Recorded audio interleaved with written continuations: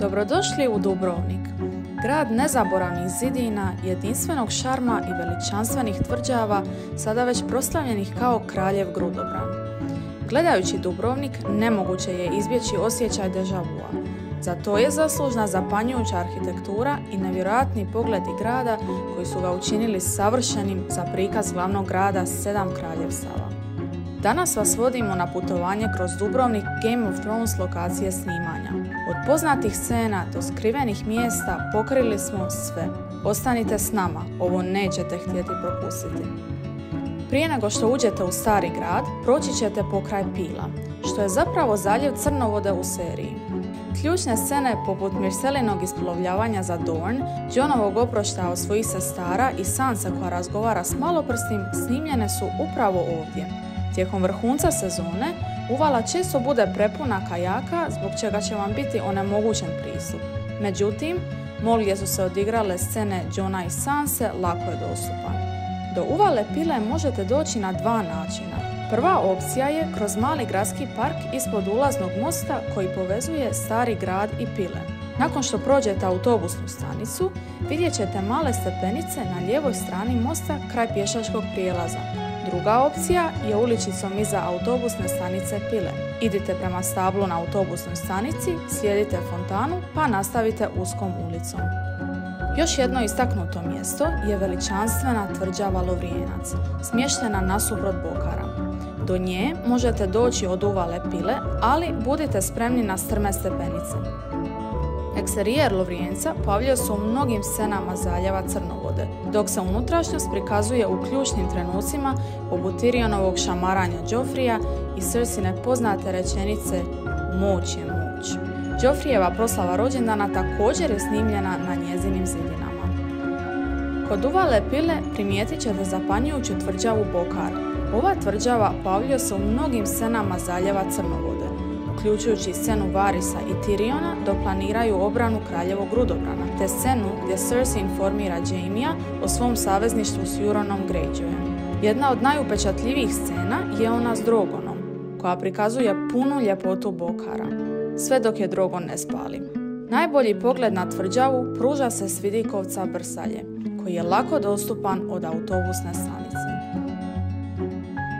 Nakon uvale Pile, prođite kroz mala tajna vrata koja vode iz parka ispod mosta prema vratima od Pila. Tamo ćete imati savršenu priliku za fotkanje scene u kojoj su Joffrey, Sansa i Clegane bježali od ljutite mase ljudi. Možete također proći i glavnim ulaznim vratima. Tijekom ljeta očekujte velike gužve, pa bi bilo dobro da dođete već u 7 ujutro kako biste mogli fotografirati bez da vas ometaju ostali posjetitelji. Sjećate li se kada je Dany tražila svoje zmajeve u Karthu? Ta scena snimljena je na tvrđavi Minčeta u Dubrovniku. Kasnije, Minčeta se pojavljuje kao dio obrambenih zidina kraljevog Grudobrana, posebno u trenutku kada se Jon sprema vratiti na zid. Da biste posjetili ovu lokaciju, popnite se na gradske zidine koristeći stepenice s lijeve strane nakon ulaska na Stradun s vrata od Pila. Preporučujem da unaprijed kupite ulaznice online jer se tijekom sezone brzo rasprodaju. Ako ipak ne uspijete nabaviti ulaznicu, možete doći do ulice Peline i prošetati prema Minčeti. Tamo ćete također otkriti skriveni dragulj, košarkaško igralište s pogledom na stari grad. Impresivne zidine grada Dubrovnika čest su prizor u Igri prijestolja. U seriji se mogu uočiti dva različita dijela zidina, morska strana i zapadni zid. Zapadni zid u blizini vrata od Pila korišten je kao vježbalište u 4. sezoni, kada je Cersei posjetila planinu. Također, zapadni zid poslužio je kao dio zidina Crvene utvrde u sceni kada Cersei razgovara s Tommenom koju je molio da se vrati u Bacačevu hrid. Ako posjećujete gradske zidine tijekom ljeta, svakako ponesite kremu za sunčanje, šešir i udobne cipele. Budite spremni na gužve, posebno na uskim dijelovima zidina. Također, ponesite vlastitu vodu i griskalice jer su cijene u malobrojnim trgovinama na zidinama prilično visoke. Ako prošetate Stradunom i skrenete desno u ulicu Nikole Božidarevića, a zatim ulicu od Rupa, doći ćete do etnografskog muzeja Rupe. Ovdje se odigrala poznata scena u kojoj Tyrion i Oberyn Martell izlaze iz bordela. Ako vas zanima dubrovačka kultura, ovaj muzej je nezaobilazno mjesto. Na kraju Straduna nalazi se poznati Knežev dvor. U prvoj sezoni služio je kao unutrašnjost palače u Karthu, a njegov eksterijer pojavljuje se u posljednjoj sezoni, kada Jon predvodi nepokvarene, a Arya bježi iz kraljevog Rudobrana. Danas je to gradski muzej. Ako želite posjetiti Knežev dvor, možete unaprijed rezervirati ulaznicu online. Odmah preko puta Kneževog dvora naići ćete na veličanstvenu crkvu Svetog Vlaha, koju je Drogon spalio u 8. sezoni. Da bi se uhvatili točan kadar iz serije, trebate prošetati oko crkve i stati na raskrižje ulica Cvijete Zuzorić i Lučarice. Ipak, postoji mogućnost da će vam tende obližnjih restorana zakloniti pogled na kupolu. Sjećate li se Cersinog hoda srama u 5. sezoni? Snimljen je na baroknim isusovačkim stubama u Starom gradu, koje su predstavljale veliki sept Baelora. Danas je to jedno od najpopularnijih mjesta u Dubrovniku za ljubitelje Igre prijestolja. Ako želite snimiti fotografije na ovom mjestu, budite spremni na gužvu, čak i rano ujutro. Da biste došli do stuba, samo prođite ulicom Lučarica i nastavite ravno oko 100 metara. Cersin hod srama završava kod crkve Svetog Sebastijana iz 16. stoljeća, u blizini povijesnih zidina i dominikanskog samostana. Ova crkva ima upečatljivu fasadu s detaljnim reljefima i elegantnim portalom, iako se portal nije mogao vidjeti u seriji.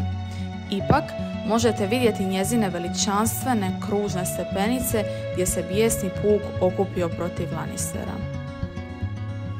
Samo nekoliko koraka prije crkve Svetog Sebastijana proći ćete kroz portal koji vodi do Porporele, odnosno stare luke Dubrovnik, a ona se pojavljuje u posljednjoj epizodi kad se Jon vraća na zid.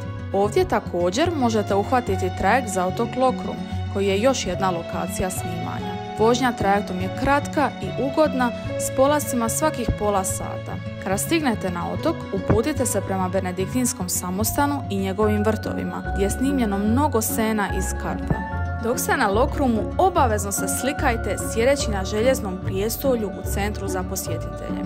Nad Starogradskom lukom uzdižu se vrata od ploča, gdje su snimljene scene poput Jonovog odlaska na zid i Cersinog hoda srama. Ovo je jedno od najomiljenijih mjesta među posjetiteljima za fotografiranje, a vidimo i zašto.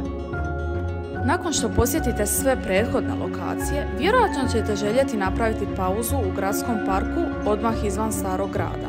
Park Gradac idealno je mjesto za opuštanje i uživanje u zadivljujućem pogledu na Jadransko more. Ovaj miran park također je mjesto gdje je snimljena vrlo nemirna scena, napeto ljubičasto vjenčanje, u kojoj je Joffrey Baratheon oženio Margaery Tyrell. Hvala što ste nam se pridružili na našem obilasku lokacija snimanja serije Igra prijestolja u Dubrovniku. Ako vam se svidio ovaj video, ne zaboravite ga lajkati, pretplatiti se na naš kanal i ostaviti komentar ako imate bilo što za podijeliti ili pitati. Vidimo se sljedeći put.